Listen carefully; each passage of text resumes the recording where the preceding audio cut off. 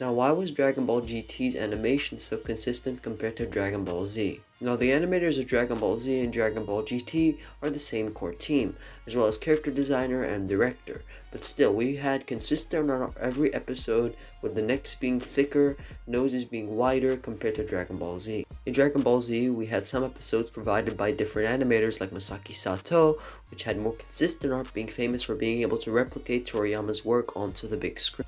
But some episodes animated by Naoto Shida have less faithful adaptations from the manga art-wise, but provide stunning animation instead. But all of that comes down to why GT's animation and art was so consistent. Now, the character designer of Dragon Ball Z and Dragon Ball GT, Katsuyoshi Nakatsuru, always stayed faithful to the manga's art in character sheets, but Dragon Ball GT's did not have any source material like DBZ did, so Nakatsuru had to take it up to himself and just draw out what he knew back when he worked on Z.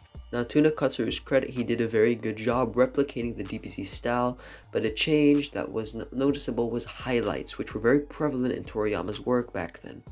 But in the Dragon Ball Z anime, highlights were not very prevalent. Some episodes included them, like the one with Trunks meeting Goku, definitely had very minimal highlights on the face. And surprise, surprise, that episode that I was talking about with Trunks was actually supervised by Nakatsuru. But since the Z anime of Dragon Ball Z did not actually have any highlights in most of the episodes, people were very jarred when they saw GT have highlights in every single episode, so it definitely changed how fans saw GT and how it looked compared to Dragon Ball Z.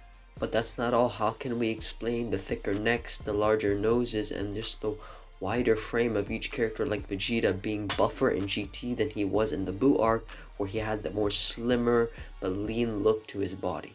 Now, like I said, Nakatsuru took a lot of Toriyama's work and added it to his character sheets, so big ears, thick necks, wide noses, and larger chins were because he followed Toriyama's newer and older work, which ended up mushing together Toriyama's old art style with his newer art style, which created people like Metal Worldo and Dragon Ball Z. If you take a close look at the Metal Worldo design, he has big ears like in the Saiyan arc, where big ears were very prevalent in Toriyama's work in the manga, and in the anime, the ears were drawn very big, as well as his blocky face, which was not really prevalent until the Buu arc, where we see people like the Kaioshin have very blocky faces, very similar to Metal Worldo, and straighter lines going across his body, which again was established in the Buu arc. Now, the only thing that stumped me while doing this research was the thicker noses and thicker neck. Now, the thicker neck, usually you see this in some of Toriyama's work, mostly his cover pages for Dragon Ball, or if he wants to do a Dragon Ball design for a movie, you'll see he has a thicker neck for Gohan or for Piccolo or Goku. But the wider noses were never really established in his work, which is very jarring to see. I could not find that in any of the research I've done. So that's maybe just a Nakatsuru thing or an animator thing, because it was prevalent throughout GT that there's a shot of just Vegeta having a very big nose. As well as the noses, the chins that are just huge. Like, I swear Nakatsuru just wanted to make the chins like look huge. He was foreseeing the Chad meme where the chins are just incredibly big, but as you can see here, we have people like Baby and Goku in Super Saiyan 4, and their chins are just incredibly like going down huge and wide. So yeah, I don't really know where he got that from. Maybe that's just an Akatsuru thing.